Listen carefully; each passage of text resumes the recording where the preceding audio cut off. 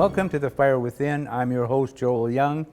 This week, we're revisiting some friends that I had developed when I moved to the Okanagan approximately 10 years ago from Saskatoon. And there was a little story that preambles that. When my wife and I went down to Peachland after we had moved here, exploring a physical location for a home, people were saying to us, have you been to? Have you been to? Have you seen? Have you been to Bliss, Bliss, Bliss, Bliss? And of course, me being me, my quick answer was, what the hell is Bliss? I quickly found out when I met our guest today, Barry and Darci Yeo, who are the founders, proprietors, and managers of the Bliss Bakery and Bistro group in Central Okanagan. Is that a fancy title? I like the group. I like the group part. Yeah, I think we'll use that. I do too. Let's talk about your journey, please, for our viewers, because even though I'm cheating, I know your story, kind of. Maybe, Barry, you can take a stab at giving the viewers a taste for the genesis of the Bliss. The story of Bliss. The story of Bliss. The story of Bliss. Darci and I, we've just had our 11th anniversary. We opened Peachland in June 2005, and Store anniversary. the store anniversary. So 11 years of Bliss. That's where we started in Peachland. We did all the baking in Peachland, all the production. It still amazes me in that little kitchen. We did everything. But before that, Darci and I were living in Vancouver. We were both in software. It's not where we met, but we were with the same company, and we. Darci was in sales. She's a very good salesperson. I was in installations and training. And we came to a conclusion about a year before Bliss started that being in software was enjoyable. We're living in Vancouver, living the dream, making money, never saw each other. I traveled all the time. And if I wasn't traveling, Darci was traveling. And we weren't happy. Our life didn't seem to have the meaning that we wanted. Software is fun and so forth, but in 10 years, no one's going to care what you did. And so we wanted to do something together and something that we felt would be lasting and put an imprint on people's memories. And we did a lot of soul searching for a year. We talked about being architects and buying a little furniture Going store. back to school, moving overseas. Yeah, moving to Nova Scotia and going and getting our architecture degrees and doing interior design. And then we started looking more at the idea of a bakery, something that we could really design and make it ours, because I've been baking since I was 15. I got out of the baking industry and into software, which is my other love, for about 7 years. So I've got a lot of history with artisan baking. And started way back in the days of Bunsmaster. And very few people are going to know who they are. I do. Because they're not around anymore. There's just a couple of them around. But that was back in the 80s. And we decided on a little cake shop in Kelowna. We used to come camping in Kelowna, and we really enjoyed the like area. a lot of people, we wanted to move into the area. So Absolutely, and we felt that, a little cake shop, just a couple of staff, the two of us, and we'll just do it small and simple. So we had a friend up here, a good friend of ours is up here, and she had a new house, and she said, "I'll come up and you can stay with me, and you guys can look around." And so we came up and for a couple of days, and we searched all around Kelowna because we didn't know the outlying areas. We just thought Kelowna, we want to be on the water. We had a vision of what we wanted for our lifestyle, and we didn't find the location in Kelowna. We couldn't find it. So she invited us to go to dinner at the Guest House restaurant in Peachland, right? Iconic restaurant. Yep. And her parents live out there as well. And so we went by their place first of all for a drink. And as we stood on their deck overlooking the lake, it occurred to us that this was the vision. This is the area that we had been talking about and envisioned. And so we had our drink. We headed off, followed Aaron in our little sports car, and to go to the Guest House. And we drove by what is now the Gateway building where the Peachland Bliss Bakery is. And it was just an empty lot at that time. They were just going to start construction. There was a big sign up saying what was going to be there. And we slammed on the brakes, jumped out of the car, and realized that this chokes me up. Oh. It was such an emotional attachment. We realized that this was the location that we wanted to pursue. So it's all we talked about all night. I think we bored our friend to tears. But the next morning we were going to head home, and we decided, you know what, let's go to the realtor's office. It's Sunday morning, but maybe they're going to be there. And they were there, and then we met the developer, and we hit it off, and the rest is history. On Sunday morning. Yeah. It was a Sunday morning of a long weekend, and we Yeah. didn't think the Wow. realtors would be open. And they were there. They were there. So it all kind of, all They the were pieces there in came Peachland. together. In Peachland, yeah. Yeah, Peachland Ridley, Shirley, we went and saw. And then we met Brian a couple weeks later, and That's kind of, I mean, that's the That's what background led up of, to building of the it. location. And it was supposed to be a bakery. It wasn't supposed, I have to admit that it was an afterthought to do coffee. It's like, yeah, I guess we should have coffee there. And which has become a huge part which of has our business. become an enormous part of our business. Yeah. And it just kind of grew. It kind of took on a life of its own. When we started, I was dealing with a lot of different food allergies, and Barry and I had been reading packages constantly for food ingredients, and we were shocked and amazed at how much stuff, like not just the food that you think you're eating, but all the chemicals and strange things that they put into food. Unpronounceable ingredients, yeah. And we happened to be reading a book at the same time by Dr. Andrew Weil talking about Yeah, hydrogenated I know. oils. Yeah, I know And this was long before people knew anything about it, but it became a real mission for us to be able to provide food that was free of all those chemicals and free of hydrogenated oils, that when you ate it, you thought you were getting whipped cream. You were just getting whipped cream. You weren't getting all of the additives that they put into Whipped it. topping. The whipped topping, or even worse, whipped topping. Yeah. So there's a lot of variances that you can do with food, and the restaurant industry is notorious for finding quicker, easier, cheaper ways to do it, because it's expensive to do natural food. It spoils faster, it can be harder to work with. Breads are a great example of that, where they put a lot of things like dough conditioners into the dough, so it becomes easier to work with. It goes through the machinery more easily, so it makes it more efficient. They can price it lower, it lasts on the shelves longer, so they can make more money off of it.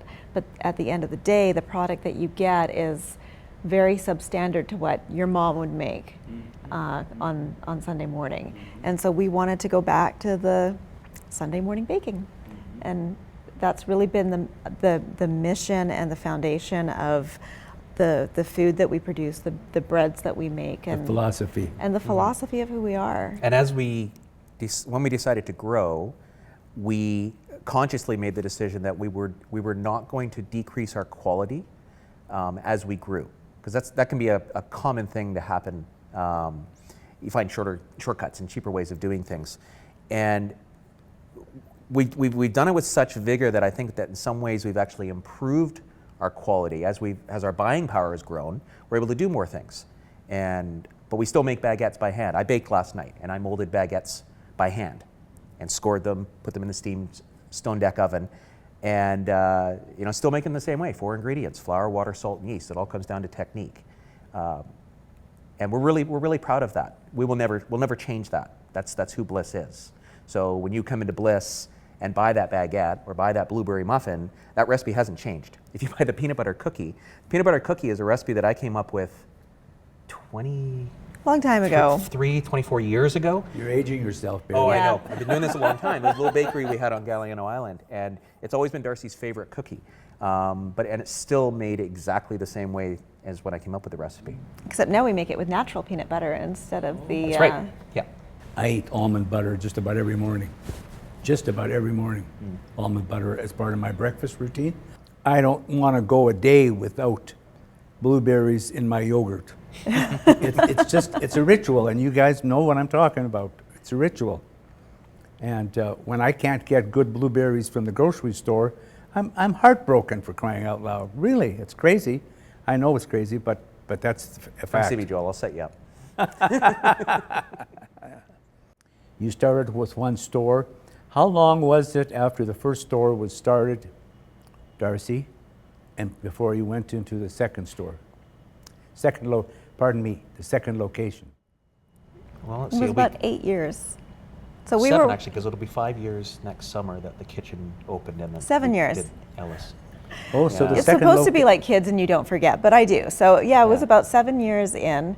And that was never, ever the intention when we opened Bliss. It was supposed to just be a little village bakery so that Barry and I could live in the Okanagan and reconnect and do something that we loved. How many staff do we start with? We started with like 3 staff. 3 staff. And within a week we were hiring more. But yeah, so 7 years. And that second location was? The second location was kind of happened at the same time, our Ellis and Costin location. Oh, here. And then And we were building also the kitchen, they opened at the same time. So the kitchen has got a grab and go location, and we moved our production.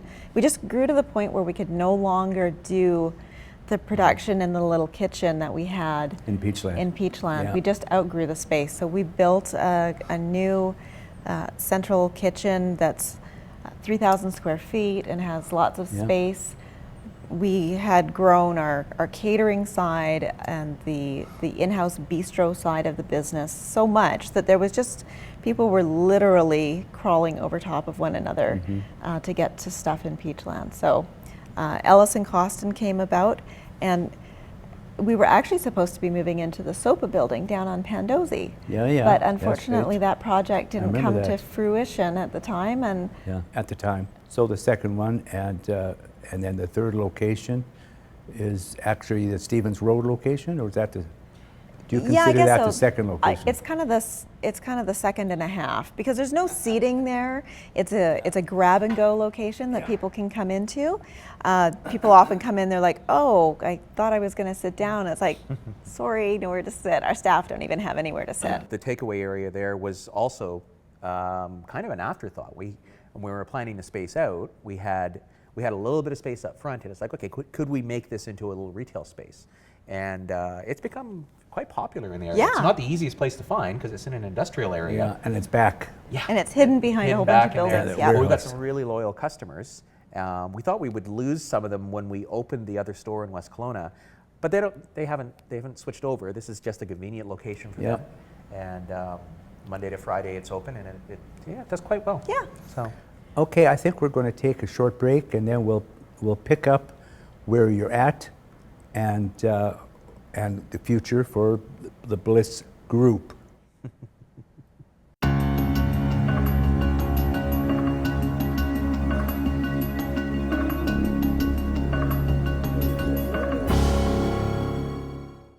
Welcome back. Here we are with Barry and Darci Yeo of Bliss Bakery and Bistro in Central Okanagan, and I think we will just jump right in on talking about the promotional work you do with your 4 locations, and some discussion the two of you may have had over the supper table about expanding again into your next location, or the future, what the future might hold was what I'm trying to grope at, you guys. I think there's a lot of possibility. Earlier, before we went to break, I was thinking while we were talking, a mutual friend of the three of ours, the proprietor of Cherry Hill Coffee, Dave Bigelow. I've been spending a lot of time with Dave.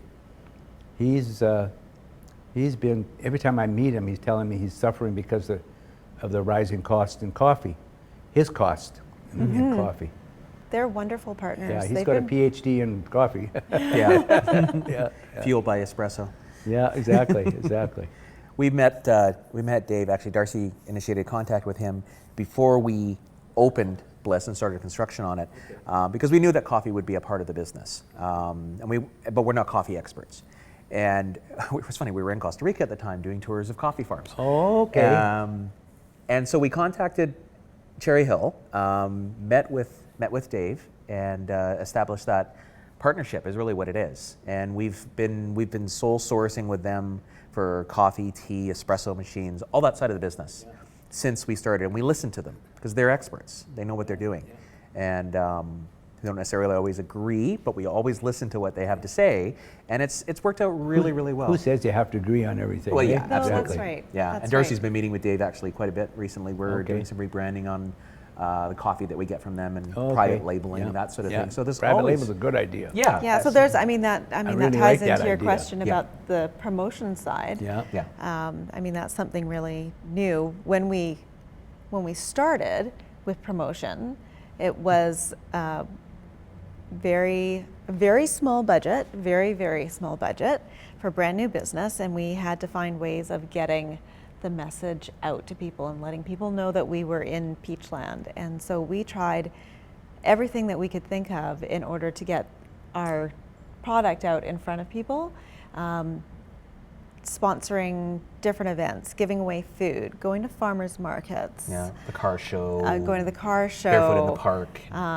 different community projects where we went out to, just going to events and giving away free coffee, just anything that we could go to so that people would hear the name Bliss and know where we were and go, oh, you know what, I've heard of them, let's go check them out. And could relate to this entity called Bliss. Yeah, because Yeah.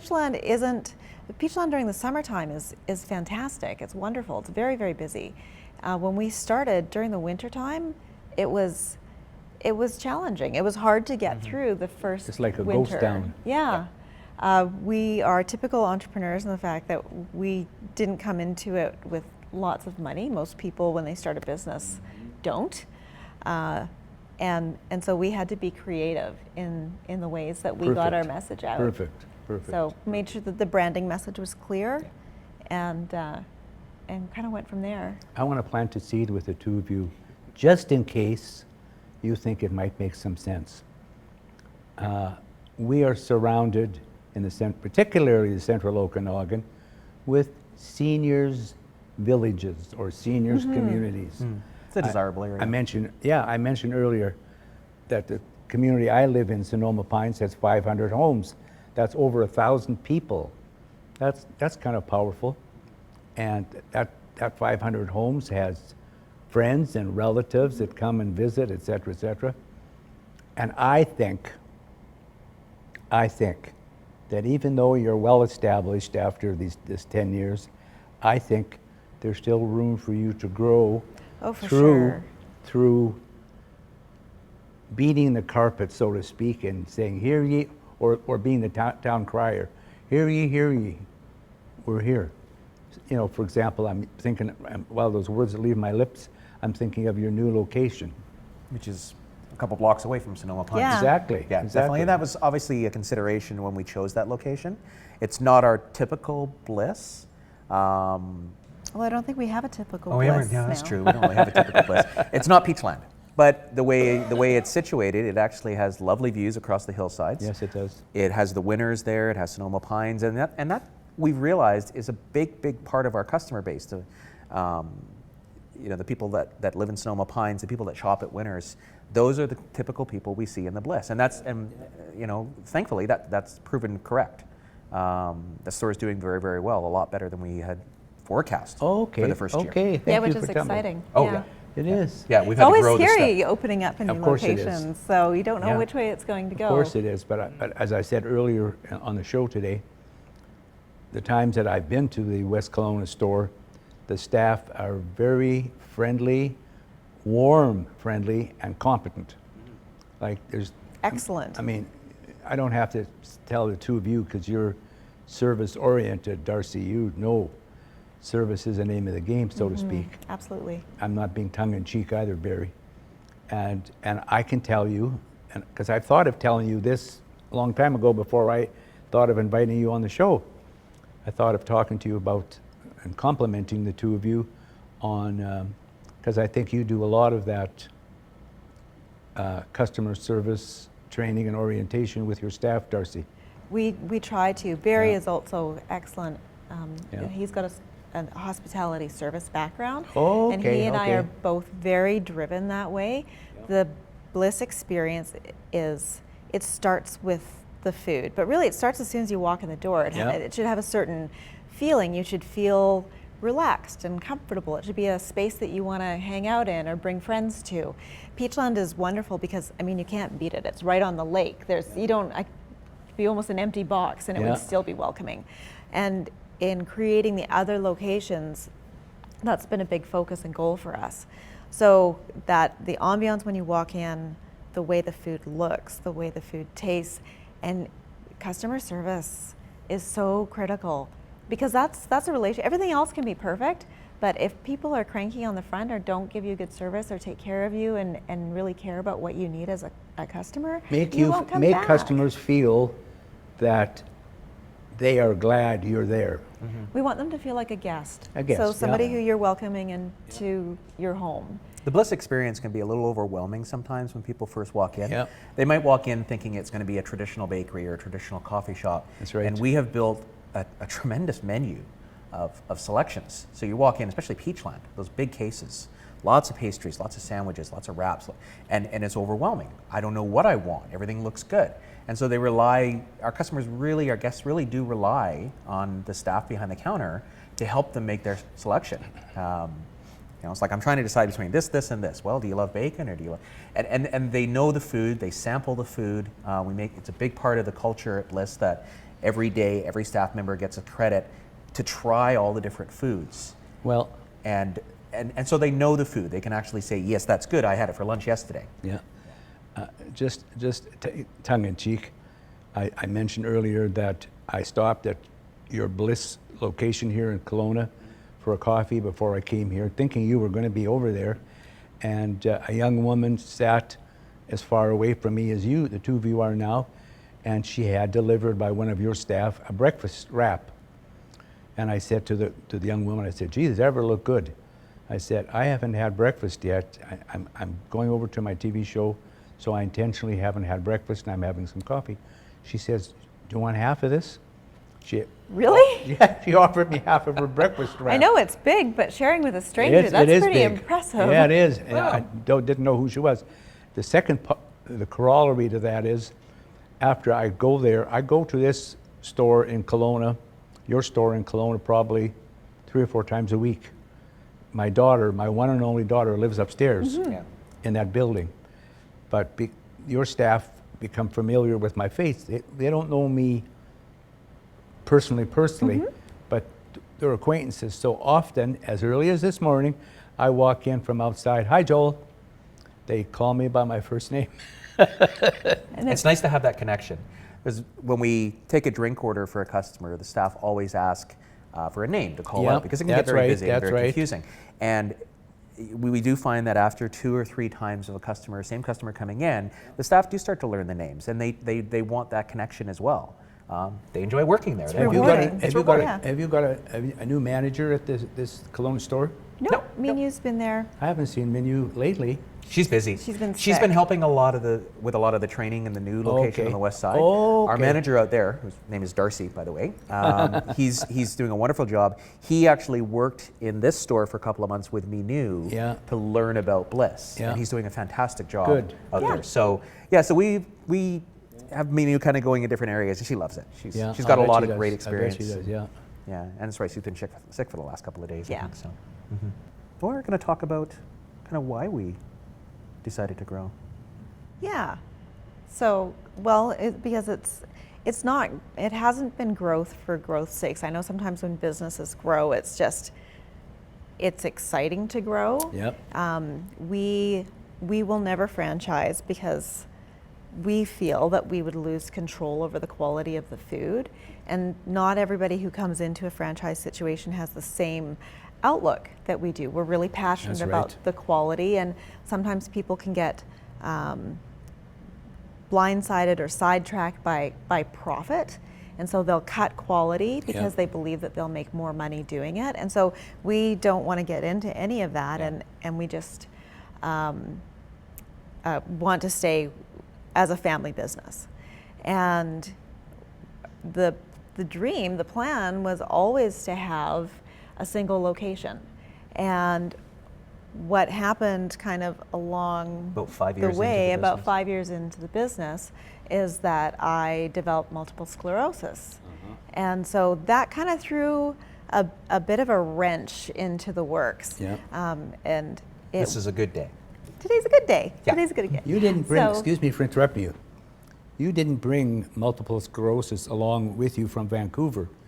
you developed it after you Yeah. were here. Okay. I don't think that okay. we would have opened the business had we known at the time No, that we I had a- MS. We had a great couple of jobs with a very wonderful corporation, ethical corporation. We gave them a year's notice when we were going to leave, because we loved yeah, working there so yeah, much. yeah. But it was a position that had a great social and health umbrella. So if we'd known Darci had MS, of course we would have stayed in that role because the disability and that sort of thing. So we didn't know. We had no idea. So it came down to we either need to sell the business because I was no longer able to work in the business on the floor every day. I was having problems walking and just Huge mobility issue. functioning. Yeah. So it was either sell, which we did try to do, about but 6 weren't months. able to, or grow. And so growth became our strategy to allow us to stay in the business and allow me to continue to function, but also recognizing that there's days that I can't be there, and I never know what those days are going to be. So this growth has really enabled us to Enables us to have an operations manager, enables Darci to have an admin assistant, and people to take over the tasks that she was solely responsible for in the business. Well, I excuse me again for interrupting. From the outside looking in, my perception was Darci was, in essence, the operations manager, and you would do your baking and in the nighttime, and would take a step away from the operational side of the business during daylight hours. for the most part. For the most he'd be part, yeah. sleeping. Yeah, sleeping. Yeah. Because I think, and that's one of the things as well. I didn't want to say that. No, that's okay. I do sleep occasionally. that we get that gets missed in the business is the really strange hours that are kept. In order to keep the quality where we have it, the bakers start at 8 o'clock at night. So Barry is up at 7 p.m. in order to go in at 8 p.m. And he bakes with his team of bakers throughout the night. They make the bread from scratch by hand, and then the people who make the sandwiches and the wraps come in at 3 a.m. to make those so that they can all be ready to go out with our vehicle in the morning to the different stores, and they leave around 5:30 in the morning so they can get to the different locations. Oh, God. So it can't get any fresher than that. No, it's a nighttime business for crying out It's loud. a 24-hour business, and so that's what we do to ensure the quality of product that's going into the stores. And a lot of people they don't think about that. There's not a lot of places that do that because, I mean, as you can imagine, working through the night like that is less desirable, and not a lot of places do it traditionally like that As anymore. Barry knows, I had a little taste of that when I came and filmed your operation on Stevens Road with my cameraman. Yeah. That was a hoot. I didn't realize, wow, this is a nighttime enterprise. Yeah, it's bustling at night. Yeah, it is. There's a lot of activity going on. The billboard on the highway says our bakers do it every night, and they do. 7 days a week, every night. Don't get me started on that. Because every time I see that, I keep asking myself, I wonder where that came from. Barry? Well, we've run out of... cheeky. Yeah, it's cheeky, yeah. We've run out of time, folks. I want to thank you very much for spending your time with us this morning. Thanks for having us. Yes, thank you very Beautiful much. downtown Kelowna on a Saturday morning. I consider the two of you friends, and We do too. thank you. Thanks. I like talking to entrepreneurs because I like listening to your creative excursions over the years to get you to where you're at today. It's quite a journey. From the genesis of the idea to where you're sitting with me this morning with 4 locations in 10 years is pretty neat. Thank you again, and look forward to seeing you at one of the locations. Well, that's it for The Fire Within for this week. Till next time, I'm Joel Young. See you soon.